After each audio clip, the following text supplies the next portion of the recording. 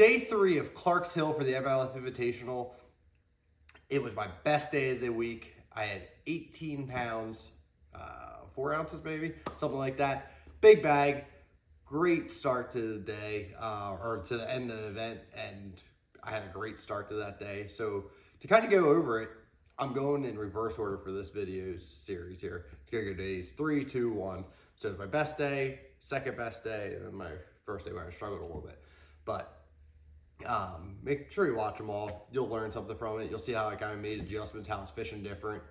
But to start on day number 3, I pulled up to a spot, actually broke off a really big fish on day 2. And what I was doing was skipping the Z-Man Zinker around, and I got it. I hooked it, and she wrapped me up in a bunch of willow trees. I wasn't able to get her out. If you go to day 2, you'll see that it'll be posted. If you're watching this right when I posted day 3, it'll be available shortly. So just make sure you go back. But getting off track, it was a 6-7 pounder, big one. I went to that spot, threw a frog across the top of it. The fish rolls on it first thing in the morning, misses it. So what I do instantly, put my rod down, pick up my Z-Man Zinker right here, cast over there. And when I cast over there, I hook it.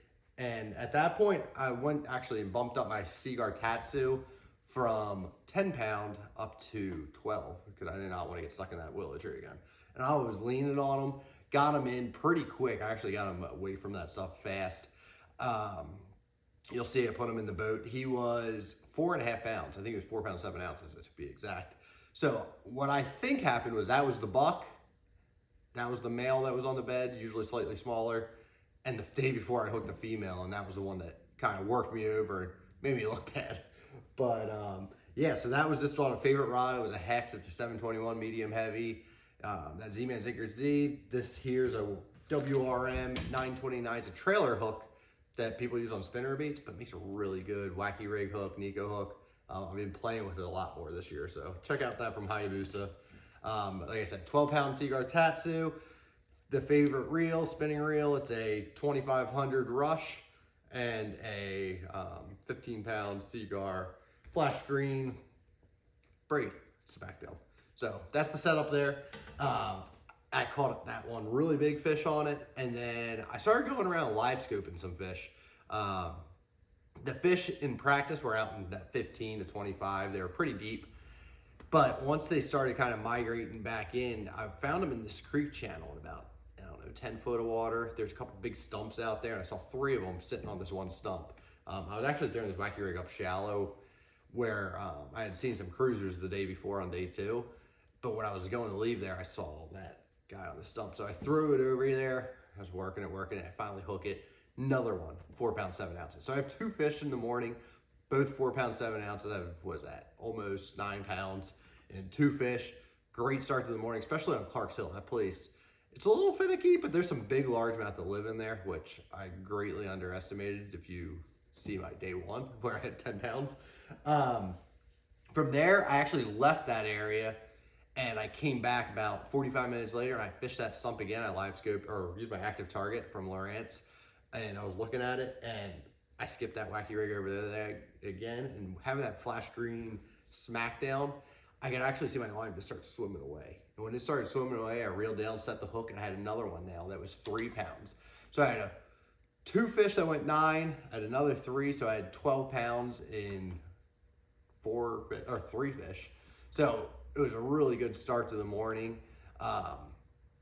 After that, then the bite, I had to kind of run around a little bit. I filled out a limit on that wacky rigged Zinker. I was dragging this mop jig. I caught a couple key fish on this this week, especially on day 2. I caught 2 4-pounders, so I'll go over that more on day 2. But after that, I threw the scope stick around. I was able to pull up a couple more fish out of some brush piles.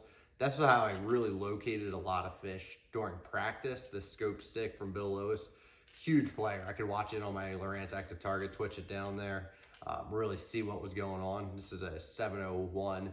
It's a medium heavy Rush. It's a good rod. I throw a crankbait on it. I throw a jerkbait on it a lot. It's a little bit softer than a medium heavy, in my opinion, so that's why I like to use it. 7-footer. I was using Soleus XDS reel and 12-pound Seaguar Tatsu fluorocarbon. So that was the kind of the setups I was using there. But to continue back onto the day, so I kept fishing, working my way around, and I got into an area then that I had actually started on day one. I started in about 15 foot of water there, and I worked my way back this creek channel, and there's a brush pile over there, and I was like, oh, look at that, there's a fish sitting over there. So I look at my active target, take this Zinker Z again, cast it over to that brush pile. Super slow fall, like just really, but as it was falling, that's again, when I saw that Seaguar flash green line, I saw I kind of hop a little bit. And that's when I reeled down, set the hook on it, and this one was a good one. It ended up being a 4-pounder. You're gonna see it when I get it in the boat. It spits up a frog about the size of my hand. It was half digested, so it was white, but you could see its legs all on it.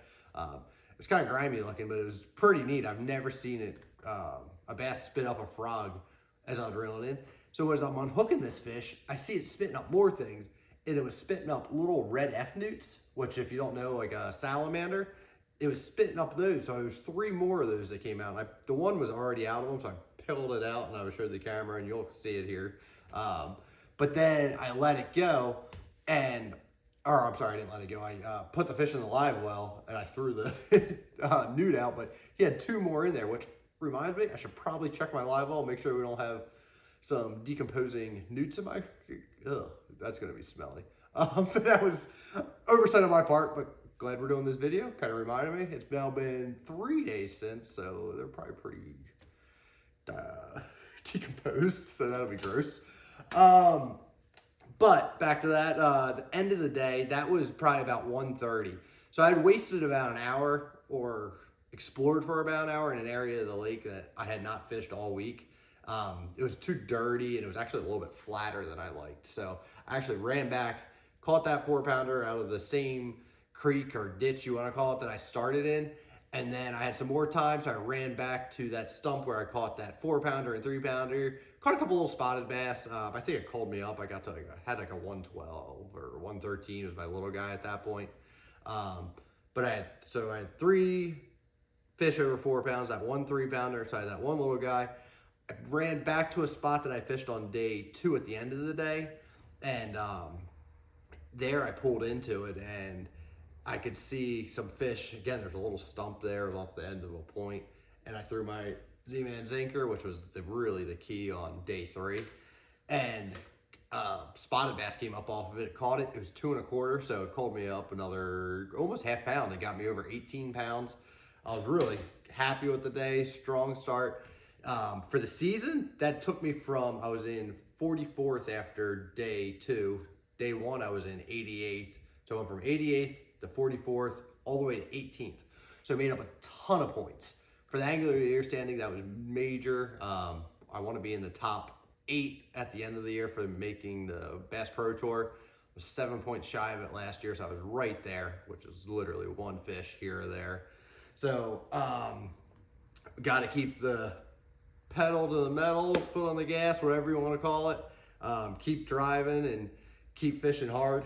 Next one's going to be at Lake Eufaula in Oklahoma. It's still a little ways away. I think it's April 13th or 14th, something like that starts. So we'll be out there before too long. But besides that, if you have any questions about any baits, anything I was using, put them in the comments below. Let me know what you think. Happy to help out. Favorite rods, use the code GB20. It'll save you 20% off anything from favorite rods, reels, anything else they got on their website. So check that out. I'm happy to help you pick out a new rod for this coming spring. So thanks for watching. I hope you're having a good day. If you are, give me a like, comment, share it, all that fun stuff. Please subscribe, and I'll talk to you.